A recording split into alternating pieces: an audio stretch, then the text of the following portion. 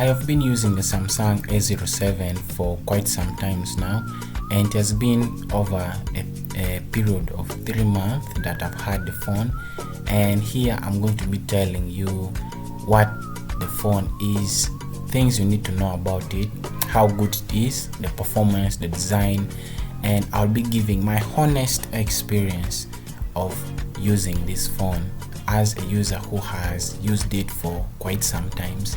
I'll be telling you the good, where it performs well, where it has flaws, and things that I would love for Samsung to do to improve other models that will be coming after the A07. So let's dive in. First of all, I want to start by complimenting the design. Samsung really did a good job this time around. I like the glossy appearance of the back, which makes it look the furthermore even good. I have this color which is really nice, and I also like the way they join the camera modules together to give a single long camera module. This really looks good, it looks premium. It follows up with the higher tiers like the A17, which I've already started doing the same with the camera modules by joining them together, and this really looks good. The screen is quite big, it is a very big screen, and the phone is also slim, which I also like, and I like the way it has been arranged. Everything about the phone is good in terms of design. It is not very heavy, but one flaw that it has in the design of the exterior is that the back really attracts a lot of fingerprints, which I personally don't like, but you can just put a case on it and you won't have to worry about that, because when you put a case that you really like, it can help you maintain your phone for a longer time. It is a bit scratch resistance. For my taste, I have tried, it doesn't scratch so easily, though it is plastic, but it is good for that. It has a plastic back, plastic frame, and the front is glass. Moving on to the screen is a very wide screen, which is good for someone who is a basic user. It's good for watching, used for media such as social media, WhatsApp, to do the basic texting and all that. Normal users, this screen will do the trick. It has a 60 Hz and 90 Hz refresh rate, which you can switch between the two in the settings. So let's move on to the battery. The battery that comes with the phone is 5000 mAh, of which Samsung says that it is the typical average battery size that comes with all the A07, but the real battery capacity here is 4855 mAh, which comes with the phone. But even with this down drop, I can clearly say that the phone can really match up with the display to give you a full day worth of use, even with this battery capacity. So you won't have any problem with the phone dying out or having to charge. And talking about charging, this phone supports up to 25 watts of charging, which is not much, given that other phones can charge up to 100 watts nowadays. But when you're buying a budget phone like this or an entry-level phone, you don't have to expect much, because the price range makes you stay in that bracket. So with this phone of 25 watts charging, I can clearly say that for me, I like it, because I am someone who came from the transient family, the Infinix, Tecno and Itel, and most of them at this price range don't give you that privilege to charge up to 25 watts. You might find them only stopping at 18 or maybe just 20 watts. But here Samsung is giving us 25 watts, which is good. The phone can charge fast, and it can charge from 0 to 100% in about an hour and a half, which I have tried myself, and that is really good. Let's go ahead and talk about the camera. Just as I complemented the camera modules behind, we have the same camera sensors from last year's A06, which means we have the 50 megapixel as our main camera and a 2 megapixel as a depth sensor, which gives you good photos. I'll put some samples here. And when taking photos, I have realized that it takes good and better photos when you have natural lighting and abundance of sunlight. You can take nice portraits from up close, but sometimes it doesn't come out really great when you're far away. So it is good when focused from a nearer distance than from afar, and photos look good with the 50 megapixels stand on.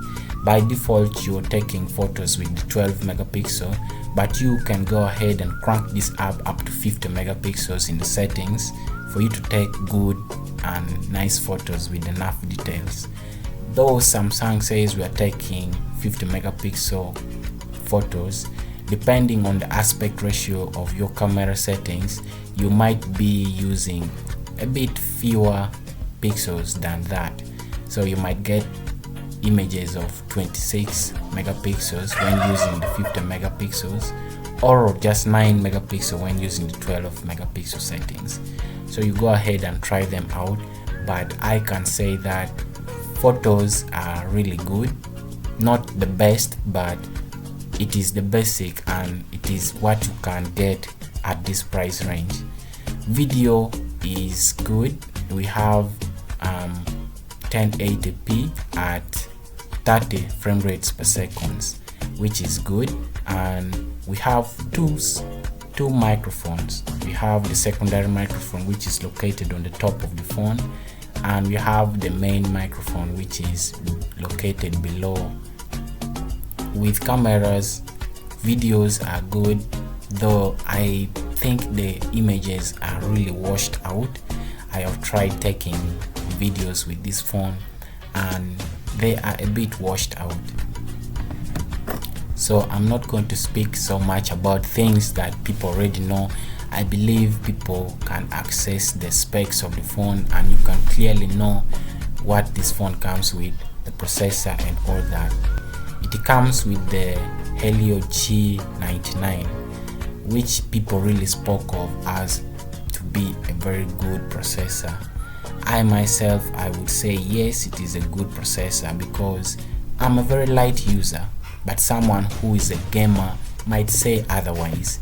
I myself have never tried this phone using it for gaming, but I have a friend who really likes to play games and I gave him the phone for some times, and his exact words were, your phone is good for gaming, but you don't have to push it for long, which means the phone can perform really good when it is still cold, and as it heats up the performance drops.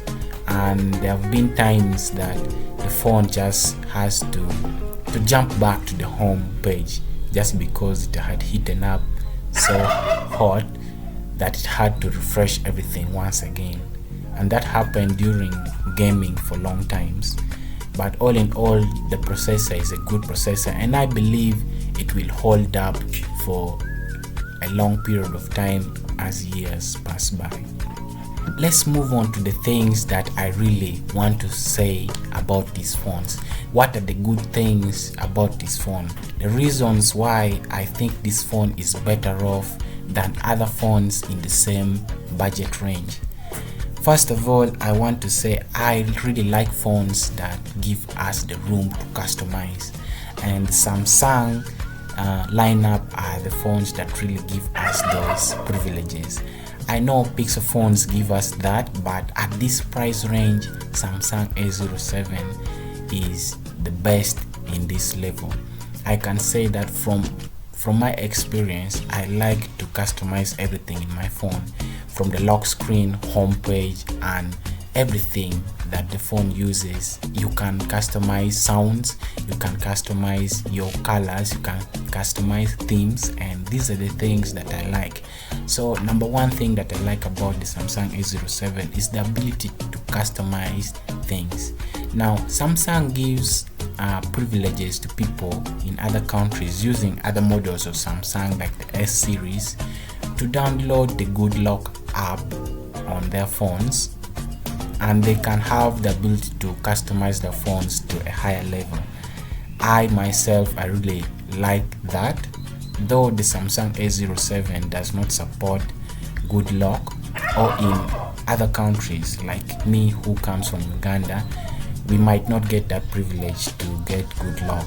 But if you manage to get the Samsung Good Lock app on your phone, I can say you will get the best experience. I myself, I managed to install it and I'm using it. For my lock screen, it gives me a lot of customization, even my wallpapers, my home screen, and every other thing. So I want to say this is a very good thing. If you can manage to get the Good Lock app on your A07, this is a very good feature that I like about this phone. The next thing that I want to say I like about the phone is the ability to upgrade your phone in the OS for a long period of time.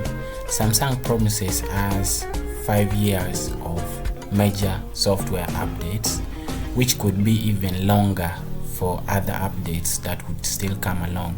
Right now my phone is running the One UI 8 on Android 16, which is a good thing because the boxed phone came with Android 15 and it was running One UI 7, and right now I've been able to upgrade to One UI 8 and we are using the Android 16. The A07 has 4 years of major software updates, which I think is really good. That is really good.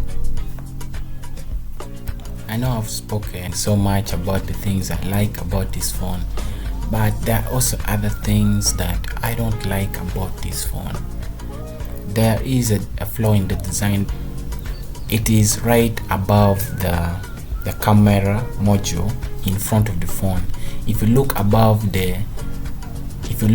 right above the selfie camera, there is that space where you would find on your phone there are rails or maybe the earpiece, and this space would always be covered by some rails with dots or maybe holes in it. Samsung just went ahead and left that open, of which I find it so exposing to the interior of the phone, because this is where dust can easily enter to the phone, and this I do not like so much about the phone. Next is I want to talk of the speakers. The speaker is really not good, as I can say, because it sounds so sharp, especially when you increase the volumes above 70%. Since it is the only speaker without any stereo, it is not really good at performing when playing audios or watching videos. And since it is also located at the bottom, it is very easy to cover it sometimes when you're holding your phone, and this I do not also like so much about the phone. Next is the fingerprint sensor. The fingerprint sensor on this phone is a capacitive fingerprint sensor, which is also doubled as the power button, but this fingerprint sensor is really unresponsive sometimes. First, it needs you to leave your hands for a longer time. I've seen phones with very fast and quick fingerprint sensors that respond at the quickest touch, but this one is very slow. Sometimes it is almost a second, then it works. Sometimes there are times that I had to touch the fingerprint sensor many times, multiple times, and the phone doesn't unlock until when you press the power button, then the phone unlocks. It seems there's a lag, or there's just a problem in the software. but when you're touching the fingerprint, it really lags to unlock the phone, and that is something that I would really like Samsung to improve in upcoming models. And still talking about the fingerprint sensor, many phones have the ability to register up to 5 fingerprints. That is 5 different fingerprints that can unlock the same phone. Here Samsung gives us only 3 fingers to register, which I feel like it's limiting. I wish we had the ability to get the same as other phones. And another thing that I don't like about the phone is when you're using PIN as your security for unlocking the phone, you don't have the ability to just keep the lock and go to the phone. I would really like Samsung to put an auto confirm for the PIN or even the password, whereby if you've already entered the correct PIN, the phone just unlocks without you having to press maybe an enter or a confirm button or an arrow to take you to the home screen. I would really love that. So here we don't have that option. If you enter your PIN, you still have to confirm afterwards. I really wish they could give us that option to maybe turn it on or off if we want to use it or not. That would really be useful. So with all those likes and unlikes, I just honestly want to say that even though I've spoken so many things about the things that I don't like about the phone, overall this phone is a good phone in my own opinion, because if you're someone who is coming from the transient family like me, you've been using phones like Tecno, Infinix and Itel, and then you're coming to Samsung, I believe you would be coming from maybe models like the Spark or maybe the Pop, Hot and other series like that. You will find that the Samsung A07 is a better option. If you really want to change and start using Samsung, this would be good. And even if you're someone who uses the Samsung and you're following the A0 series, let's say you're from the A06 and you want to upgrade to the A07, I still think it is a good choice to do that, because as I can say, the Samsung A07 comes with a better design and it comes with more years of software updates. So even if you're coming from the A06, yes, it's good to upgrade. So am I saying that this phone is worth buying in 2026? Yes, it is. I have used the phone for quite some times, and the benefits of using the phone is more than the things that I don't like about the phone. Yes, there are things that the phone has that I don't like. There are flaws, there are some improvements that need to be made, but at the budget where we are and at the price range that Samsung gives us this, I can clearly say that we don't have to complain much, because that is what we can get. We could get better, but since they've given us this, and for the things that I've seen in this phone, I can say that yes, this phone is worth buying in 2026. If you have a phone and you need a secondary phone that can still perform well, yes, the Samsung A07 is still good for that. So this is my honest review on the Samsung A07. It is not the best phone, but it is a good phone. I can't wait for the A08 to come out, and we shall check that out. I believe it will come with better features. They will improve on many things, and I would really like if Samsung can increase on the IP rating this time around. I would really love to see that. All this, thank you for watching. My name is Otim John Chris, and I'll see you on the next one.